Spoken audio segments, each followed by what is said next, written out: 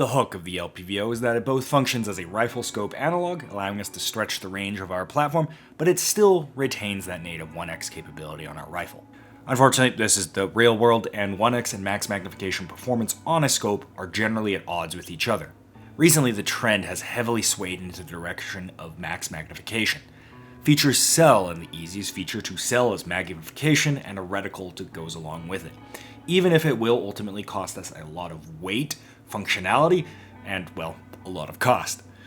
Now, some of these options are really pushing the bounds and leading to some very versatile, capable LPVOs that have both of these features, some of which I run personally.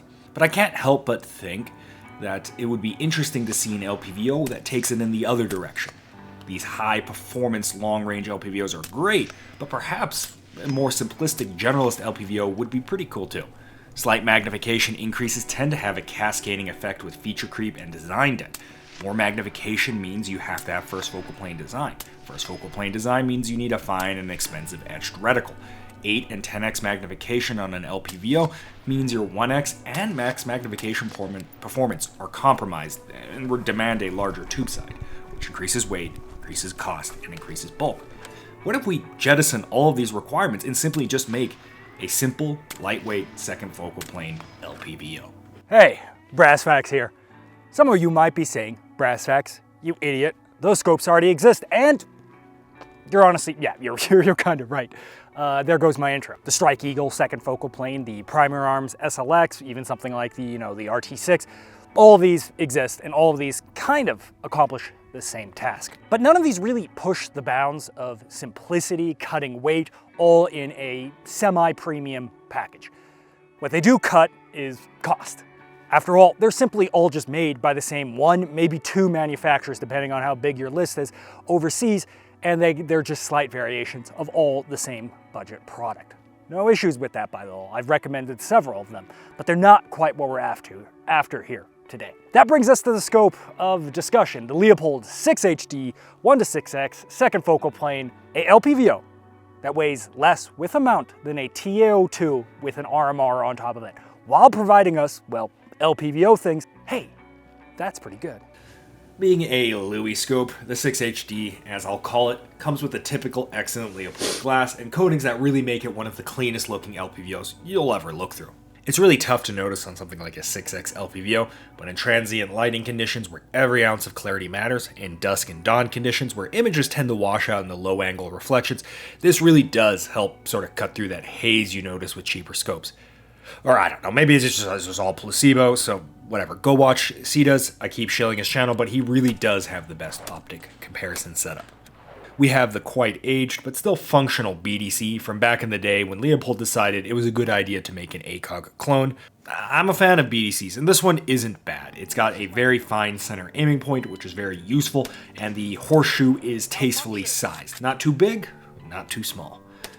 And yeah, for those looking at the footage, I did configure this 556 62 grain reticle for a 308 system for like half the review, and it actually matched quite well if you ignore the fact that it doesn't match at all. The entire BDC range is offset by 100 yards, but beyond that it actually lines up decently well. The 1X is decent on this thing, a hair worse than something like a Tango 6 or Credo 1-6X, and a noticeable step down from my beloved PLXC or Razor HD or PSTs. And for the reason why you're going to buy this scope. The base LPVO here weighs 15 ounces. That is really good. And I think Leupold is sort of onto something here. This video was sponsored by the Utah Heat and Venture Surplus. I think you guys know the deal. I forget my script and then I have to figure out how to do one of these. I don't know why I keep looking at the paper. There's nothing on here. It's just a nervous tick, I guess. But this video was sponsored by Venture Surplus. Venture Surplus is an online retailer of, you guessed it, surplus gear. I'll be frank, I have a new addiction, and that addiction is Molly pouches. Not only do I have a crap load of surplus Molly pouches on here for my radio, for whatever this used to be, I think it was a saw pouch, I'm not sure, and others. I also have a crapload of surplus pouches that I've bought over the years, and a bunch recently through Venture Surplus, that I kind of use as organizers, dividers, and other such things within my tactical backpacks. And you know I love me some backpacks. Look, it's gear, you're gonna use the gear, so you might as well get the gear already used and then save like 50% of the cost. Sometimes I buy some high-speed tactical drip. I love me that stuff too, but there is a time and a place to save a shitload of money and functionally get the same product. Sometimes even better of a product because they're generally, at least somewhat battle tested. We fought a war recently or something. So yeah, thanks so much, Venture Surplus. And I promise I will make a better effort to bring the actual script for the sponsor section. Please forgive me. Please sponsor me again. I need money. So what's the deal with all these LPVOs? Why does no one actually care about this thing? Because really, when was the last time you actually saw one of these out in the wild? I think we can attribute some of this to it just being the least flashy scope of all time. There's a reason why manufacturers put features, not functionality, as their predominant marketing strategy. We are monkeys, and we get dopamine hits when we see more shit on the side of the box, and this doesn't really have that much on the side of the box. But if we go into make-believe land and pretend that isn't actually the only reason, the 6HD has a lot of Leupold quirks. I'll save the whole Leupold doesn't know how to make a modern tactical optic rant for my next upcoming Leupold review video for the 2-10, but getting into it slightly, with the reticle, they do the usual industry standard thing where they say the drops are for 223 and 556, ignoring the fact that there is a huge difference between 223 and 556 on velocity alone. So big surprise, using 62 grain at 100 yards, as the paperwork seems to state, you end up with the reason why most people hate BDCs. What the hell is this? The best I got was with M855 with a 213 meter zero on an 11.5 inch barreled setup. I don't think that's what Leupold had in mind when they designed this reticle. As much as I like this reticle, it's decidedly kind of old. It lacks modern amenities like wind holds, auto ranging, and more. And it's not like Leupold doesn't know how to make a modern reticle. They in fact have designed several, but for some reason they refuse to actually put these on any of their mainline optics. Their 3.6 to 18, their 2 to 10, and of course this thing, all use reticles that wouldn't be out of place in 2001. Yeah, once again, the reticle is absolutely usable, and in fact I really like this one. Leupold is asking $1,400 for this thing. So at least for me, with that premium cost of admission, I expect premium features. And recycling a reticle from an ACOG hopeful that had more success in Call of Duty, that ain't it. If the reticle feels dated, then holy shit, this brightness control is prehistoric. It's a simple press for on, and then you can cycle through the settings by tapping on a singular squishy button, meaning you're probably going to go way past the highest brightness setting and do a couple loops until you find it.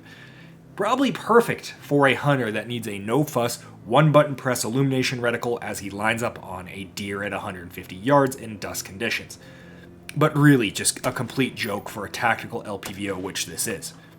I gave up replacing the battery after it kept turning itself on, rubbing against my gear. Leupold really love their turrets, and this has one of those turrets. I don't particularly hate this turret, in fact, it's a really good turret. But it's distinctly out of place on this scope. The logic, and this is becoming a reoccurring theme, is a bit old school here. You use the BDC for fast shooting, and then when you have a really tough shot, generally longer range, you reference a dope or ballistic calculator, dial via the turret, and take a much more precise shot. You can take this a step further and send in your data to Leupold, and they'll craft you a custom turret for your load.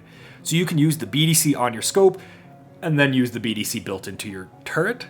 I think this distinctly falls under a hypothetical scenario that sounds really good on paper, but the intersection of people that want to dial a 6x BDC'd second focal point ultra lightweight LPVO is probably limited entirely to the 3-gun teams sponsored by Leupold. So yeah, that kind of sums it up. The 6HD isn't a bad scope, 15 ounces is the best you're going to get on a fully fledged LPVO. But unfortunately, for most people, this is just overpriced at $1,400. It's a premium, high-end, modern LPVO price tag for something that isn't really a high-end modern LPVO. It's a spruced up hunting scope from 2016. It's got so many little quirks and idiosyncrasies that really I can't generally recommend it. It desperately needs a Gen 2. If Leupold can get a red dot bright reticle in here with the fancy reticle, oh yeah, keep the price tag. You can even raise it. Otherwise, lose the turret, lose some of the features until you get that MSRP at or under $1,000. But this is Leupold, and Leupold doesn't do Gen 2s. Most people, therefore, are going to just be better served with a Credo 1-6X, the second focal plane one, with a much more bulked up design, better reticle, and 1X. Or for the 3 gunners that I think Leupold was actually targeting with this thing, just run a Razor HD or PSD Gen 2. Okay, cool. That was a Brass Facts video for you. I guess I haven't shilled my subscribe star in quite some time, so I guess I'll do that now. Hey guys, I got a subscribe star. Alright, yeah, thanks for watching. Bye. Really?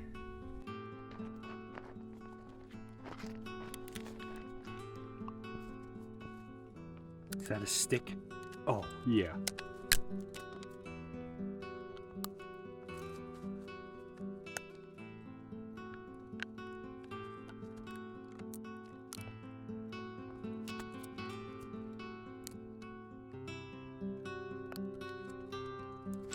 Bigger stick.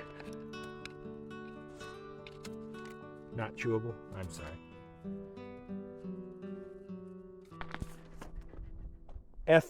F Nova coming in for mid-air refuel on bombing runs to the South Pacific. Nova. Coming in for a pattern. Coming in, mid-air. Fueling with pets. Retract the boon. Going for a combat. Sorry, no, you don't need more fuel. Stop.